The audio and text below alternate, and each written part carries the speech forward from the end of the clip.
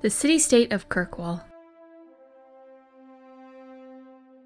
From the office of Provisional Viscount Bran of Kirkwall, please circulate to all functionaries, swap in the names of our newest benefactors, and let us be done with their endless attempts at cleverly veiled intentions.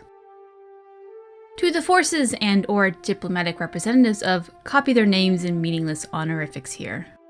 Thank you for your kind offer of tiresome insistence, but I assure you that we are quite inundated with similar inquiries at the moment. It falls on me as Provisional Viscount to draw your ire, and for that I sincerely apologize. I assure you that I do not wish this to be the case, neither the refusal nor my place in the delivery of it. Perhaps you will join the chorus of those questioning whether I possess the authority to deny you. Rest assured, when arrows are still in the air, it is common for those who desire stability but who lack the will to fight it for it to impose the opportunity onto others deemed expendable. And as I was one of the few remaining who knew the relevant protocol representing freed Kirkwall apparently falls to me, or rather with the role left open, I was pushed in by unpopular vote. In either case there is falling, but the precedent is well tested. I expect the previous in no way will deter you from continuing your aggressive inquiries. Kirkwall has always been a valuable port, the nexus of nearly all trade that flows between the Free Marches and Ferelden. It has changed hand many times before, and I expect posturing leader's name would see it do so again. On this point, I would urge caution, for a number of factors have deviated from the historical norm. While our legitimate Viscount has indeed vacated her office, temporarily I am promised, much of her short reign was spent girding our wounded home. No doubt your leaders heard this is where the ripples of rebellion began. This is true, but it is also where the rebellion was first opposed. As those ripples travel outward, our Viscount and champion contends that the center has earned some calm.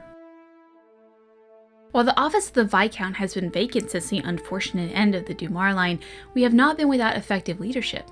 The role of the champion in stabilizing Kirkwall cannot be minimized despite the actions that have been more widely circulated. No doubt your leaders heard this is where the ripples of rebellion began. That is true, and violently so, which makes any stability we have earned preciously guarded. As those ripples travel outward, our champion and others have committed to the continued calm of the center. As such, we are eager to resume commerce and will entertain any and all promises of trade. I do assure you, offers of protection and the extension of foreign borders or troops are not necessary. But I am nothing if not a realist. If your inquiry was made with genuine intent, then this appeal should suffice to end the matter graciously. If, however, your offer was mere formality before attempting a disguised occupation, I'll refer you first to the examples of, cite the two most recent fools who would not listen, who made similar assumptions that we would be a desperate target. I would then direct you to the person who ensured that the forces of the same two idiots were similarly expelled in various states of dismemberment. Because, deluded new interloper, despite the fact that my underwhelming name carries the Provisional Viscount honorific, Captain of the Guard Aveline Hendir has spontaneously and effectively assumed matters of defense. While we were temporarily without such guidance, she ensured that the Guard were well prepared, and I have welcomed her return. Her activation of the Kirkwall militia has been spirited and fearless, two things I do not care to be known for, so I stay out of her way. For the sake of your health, I advise that you do the same.